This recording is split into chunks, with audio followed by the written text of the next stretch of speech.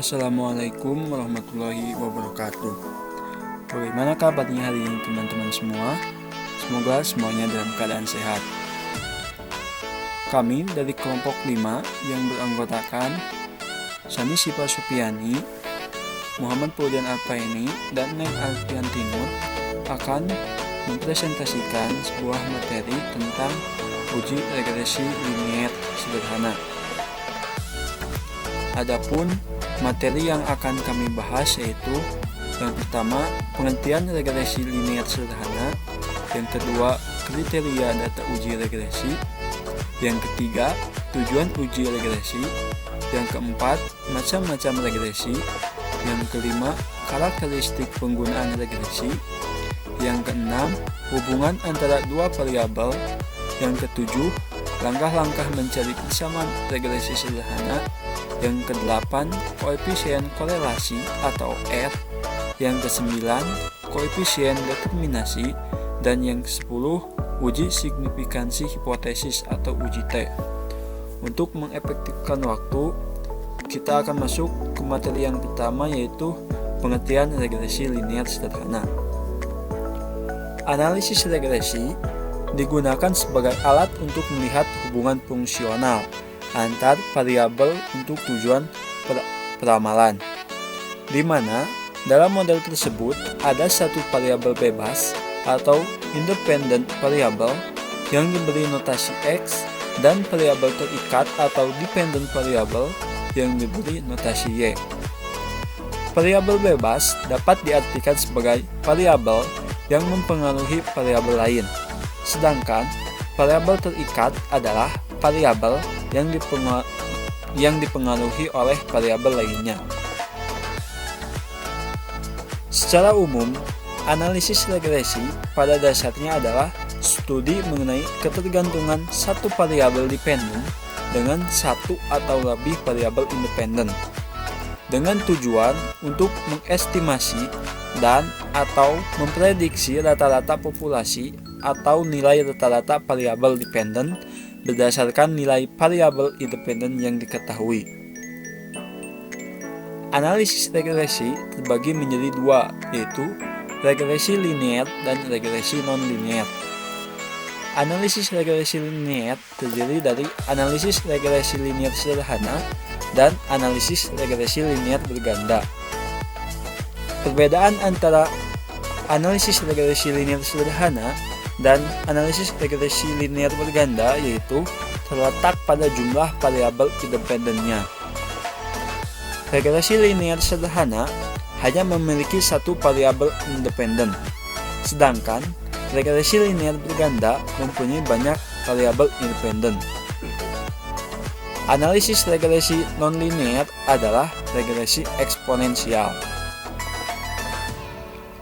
Jadi, secara lebih ringkasnya, regresi linier sederhana merupakan salah satu metode regresi yang dapat dipakai sebagai alat inferensi statistik untuk menentukan pengaruh sebuah variabel bebas atau independen terhadap variabel terikat atau dependen. Bentuk umum regresi linier sederhana yaitu Y sama dengan A ditambah BX, di mana yaitu garis regresi atau variabel respon, A yaitu konstanta atau intercept yaitu berupa perpotongan dengan sumbu vertikal, dan B yaitu konstanta regresi atau slope. Selanjutnya kita masuk ke materi yang kedua yaitu kriteria data uji regresi. Terdapat dua syarat yang harus dipenuhi oleh data dalam menggunakan analisis regresi linier, yaitu pertama, harus mempunyai data. Data harus terdiri dari dua jenis variabel, yaitu dependent dan independent. Selain itu, data berupa kuantitatif variabel berupa kategori seperti SD, SMA, SMK, dan lain-lain. Yang kedua, kriteria data uji regresi yaitu asumsi. Setiap data diasumsikan variabel dependen terdistribusi secara normal. Selain itu, antara variabel dependent dan independent harus memiliki hubungan linear dengan observasi harus saling bebas. Selanjutnya materi yang ketiga yaitu tujuan uji regresi. Uji regresi linear sederhana ataupun regresi linear berganda pada intinya memiliki beberapa tujuan, yaitu yang pertama, menghitung nilai estimasi rata-rata dan nilai variabel terikat berdasarkan pada nilai variabel bebas. Yang kedua, yaitu bertujuan untuk menguji hipotesis karakteristik dependensi, dan yang ketiga yaitu bertujuan untuk meramalkan nilai rata-rata variabel bebas dengan didasarkan pada nilai variabel bebas di luar jangkauan sampel. Yang selanjutnya materi yang keempat tentang macam-macam regresi. Regresi yaitu ada 6 macam-macam regresi, yaitu ada 5, Yang pertama, regresi linear sederhana. Yang kedua, regresi linear berganda. Yang ketiga, regresi non-linear. Yang keempat, regresi dummy. Dan yang kelima, regresi logistik. Regresi linear sederhana yaitu hubungan antara dua variabel, yaitu variabel X atau variabel bebas dan variabel Y atau variabel tak bebas. Kedua variabel ini datanya harus kuantitatif. Yang kedua yaitu regresi linear berganda, yaitu hubungan antara variabel Y dengan dua atau lebih variabel X. Semua variabel datanya kuantitatif. Yang ketiga, regresi non-linear. Regresi non-linear yaitu hubungan antara variabel Y dan X yang tidak linear. Tidak linear di sini maksudnya yaitu laju perubahan Y akibat laju perubahan X tidak konstan untuk nilai X tertentu. Yang keempat yaitu hubungan antara variabel Y yaitu data kuantitatif dan variabel X yaitu data kualitatif. Dan yang terakhir yaitu regresi logistik, yaitu hubungan antara variabel Y yaitu yang berupa data kualitatif dan variabel X yang berupa data kuantitatif. Selanjutnya kita masuk ke materi yang kelima yaitu karakteristik penggunaan regresi. Ada beberapa karakteristik penggunaan regresi, diantaranya yaitu yang pertama, model regresi dikatakan layak jika angka signifikansinya pada ANOVA sebesar kurang dari 0,05. Yang kedua, yaitu tidak boleh terjadi multikolinearitas, artinya tidak boleh terjadi korelasi yang sangat tinggi atau sangat rendah antar variabel bebas. Syarat ini hanya berlaku untuk regresi linear berganda dengan variabel bebas lebih dari satu. Sedang yang selanjutnya itu karakteristik, yaitu keselarasan model regresi dapat diterangkan dengan menggunakan nilai R2. Semakin besar nilai tersebut, maka modelnya semakin baik. Jika nilai mendekati 1, maka model regresi semakin baik. Nilai R2 mempunyai karakteristik diantaranya, yang pertama, selalu positif. 2. Nilai R2 maksimal sebesar 1. Jika nilai R2 sebesar 1, akan mempunyai arti kesesuaian yang sempurna. Maksudnya, seluruh variasi dalam variabel Y dapat diterangkan oleh model regresi. Sebaliknya, jika R2 sama dengan 0, maka tidak ada hubungan linear antara X dan Y. Yang selanjutnya karakteristik nomor 4 yaitu terdapat hubungan linear antara variabel bebas X dan variabel terikat atau variabel tergantung Y. Karakteristik yang kelima yaitu data harus berdistribusi normal. Karakteristik keenam, data berskala interval atau rasio. Dan karakteristik yang ketujuh, kedua variabel bersifat dependen. Artinya, satu variabel merupakan variabel bebas yang disebut juga sebagai variabel prediktor, sedangkan variabel lainnya yaitu variabel tergantung yang disebut juga sebagai variabel respon. Selanjutnya kita masuk ke materi yang keenam, yaitu hubungan antara dua variabel. Yang pertama ada hubungan searah atau hubungan positif. Hubungan yang searah diartikan apabila perubahan variabel X atau independen akan mempengaruhi variabel Y atau dependen yang searah, atau jika variabel X bertambah, maka variabel Y bertambah pula, dan sebaliknya apabila variabel X berkurang, maka variabel Y juga berkurang. Contohnya yaitu yang pertama, hubungan antara pengeluaran iklan dan jumlah penjualan. Yang kedua yaitu hubungan antara penghasilan dan pengeluaran konsumsi.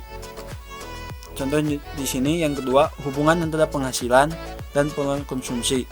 Apabila penghasilan yang didapat besar, maka pengeluaran konsumsinya juga besar. Sedangkan apabila penghasilan yang didapatnya kecil, maka pengeluaran konsumsinya juga kecil. Yang kedua yaitu hubungan negatif. Dua variabel dikatakan mempunyai hubungan yang bersifat kebalikan atau negatif apabila perubahan variabel independen atau variabel X akan mengaruhi variabel dependen atau variabel Y pada arah yang berlawanan. Artinya, apabila variabel X bertambah, maka variabel Y berkurang, ataupun sebaliknya. Jika variabel X berkurang, maka variabel Y bertambah.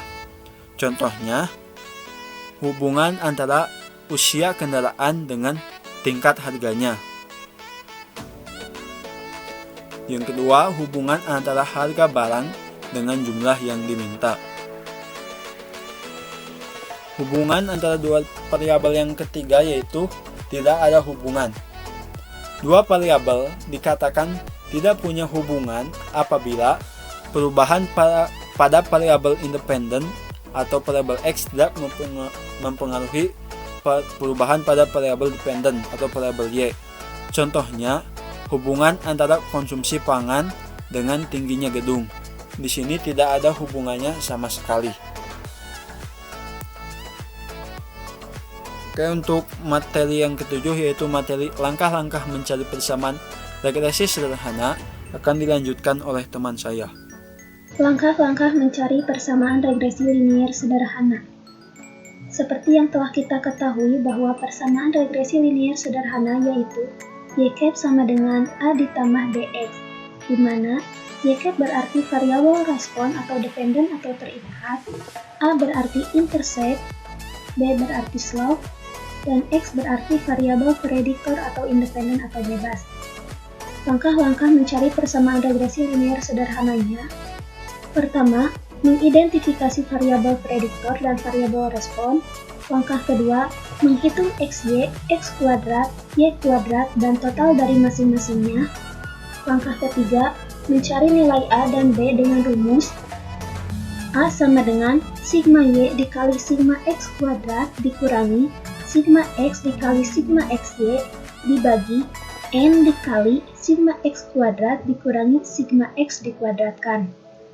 Untuk mencari nilai B, B sama dengan N dikali sigma XY dikurangi sigma X dikali sigma Y dibagi N dikali sigma X kuadrat dikurangi sigma X dikuadratkan.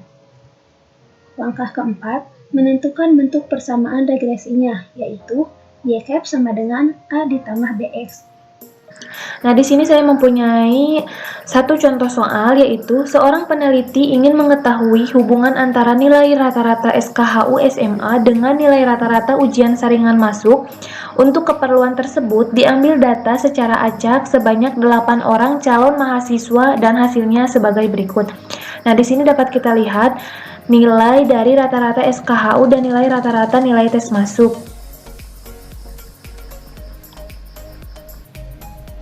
Penyelesaiannya, pertama kita tentukan variabel bebas dan variabel terikatnya.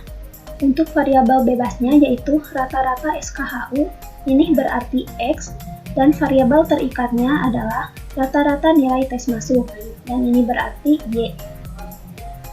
Langkah kedua, menghitung nilai XY, X kuadrat, Y kuadrat, dan total dari masing-masingnya. Di sini kita bisa lihat nilai XY, nilai X kuadrat, nilai Y kuadrat, serta total dari masing-masingnya. Untuk total X yaitu 58, untuk total Y yaitu 63, untuk total XY yaitu 463, total X kuadrat 428, dan Y kuadrat 503.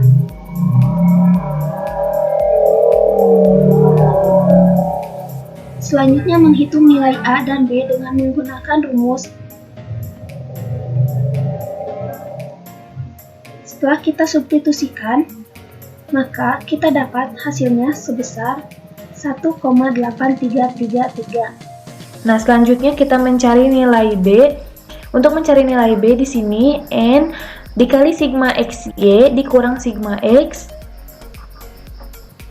dikali sigma Y per N sigma X dikurang sigma X dikuadratkan.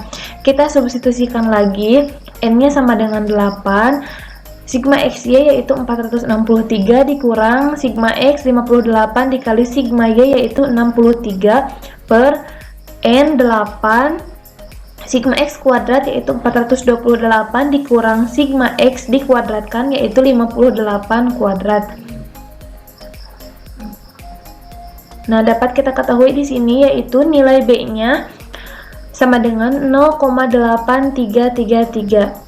Nah, jadi persamaan garis regresinya adalah Y sama dengan 1,8333 ditambah 0,8333X, yang artinya setiap penambahan satu satuan variabel bebas maka akan mengakibatkan naiknya variabel terikat sebesar 0,8333. Selanjutnya yaitu koefisien korelasi atau yang dilambangkan dengan R. Koefisien korelasi ini bertujuan untuk mengukur kekuatan hubungan antara variabel prediktor atau variabel X dan variabel respon atau variabel Y. Rumusnya yaitu R sama dengan N dikali sigma XY dikurangi sigma X dikali sigma Y dibagi akar N kali sigma X kuadrat dikurangi sigma X dikuadratkan dikali N dikali sigma Y kuadrat dikurangi sigma Y dikuadratkan. Pada contoh sebelumnya, kita dapat mengetahui atau menghitung koefisien korelasinya dengan cara mensubstitusikan nilai-nilai pada rumusnya, dan diperoleh hasilnya yaitu 0,87. Nilai ini memberi arti bahwa hubungan variabel bebas dengan variabel terikat sangat kuat, yaitu persentasinya sekitar 87%. Jadi, rata-rata nilai tes masuk dipengaruhi oleh nilai SKHU. Koefisien determinasi. Koefisien determinasi dapat ditentukan dengan cara mengkuadratkan koefisien korelasi.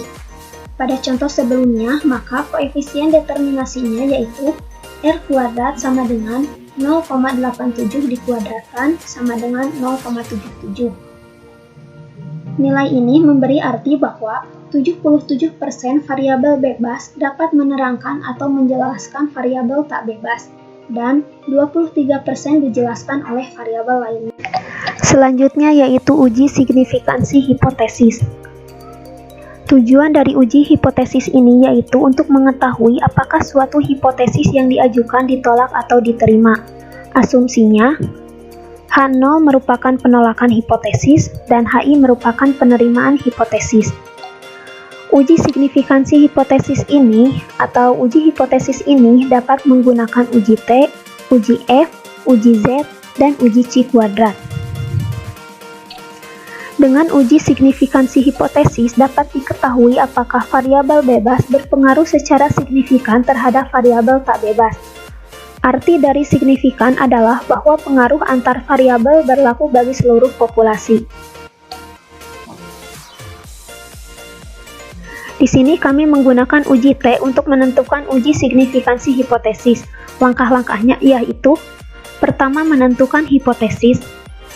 H0 berarti variabel X tidak berpengaruh signifikan terhadap variabel Y. HI berarti variabel X berpengaruh signifikan terhadap Y. Langkah kedua yaitu menentukan tingkat signifikansi atau alfa. Tingkat signifikansi yang digunakan yaitu alfa sama dengan 5% atau 0,05. Langkah ketiga, menghitung nilai T hitung menggunakan rumus T hitung sama dengan R akar dari N dikurang 2 dibagi akar dari 1 dikurangi R kuadrat, di mana R ini merupakan koefisien korelasi, R kuadrat merupakan koefisien determinasi, dan N merupakan banyaknya data. Langkah keempat, menentukan T tabel. Tabel uji T untuk alfa sama dengan 5% dan derajat kebebasan atau DF sama dengan N dikurangi K. N merupakan banyaknya data dan K merupakan banyaknya variabel. Langkah kelima yaitu kriteria pengujian nilai T hitung dan T tabel. Bila nilai negatif T tabel kurang dari T hitung kurang dari T tabel, maka H0 diterima dan HI ditolak. Sedangkan, bila nilai T hitung lebih dari T tabel atau negatif T hitung kurang dari negatif T tabel, maka H0 ditolak dan HI diterima. Langkah keenam yaitu membuat kesimpulan hasil uji signifikansi. Contoh penerapan uji signifikansi hipotesis menggunakan uji T, yaitu pada contoh sebelumnya. Langkah pertama, kita tentukan hipotesisnya, di mana H0 ini merupakan variabel X tidak berpengaruh signifikan terhadap variabel Y, atau nilai rata-rata SKHU tidak berpengaruh signifikan terhadap nilai rata-rata masuk. HI berarti variabel X berpengaruh signifikan terhadap Y, atau nilai rata-rata SKHU berpengaruh signifikan terhadap nilai rata-rata masuk. Langkah kedua yaitu tingkat signifikan, kita gunakan alfa sama dengan 0,05. Langkah ketiga yaitu menghitung T hitung, di mana kita tinggal substitusikan nilai dari koefisien korelasi dan koefisien determinasi, serta banyaknya data atau N. Setelah kita substitusikan, maka kita akan mendapatkan hasil T hitungnya yaitu 4,44. Langkah keempat yaitu derajat kebebasan, di mana DF sama dengan N dikurangi K, sama dengan 8 dikurangi 2 sama dengan 6.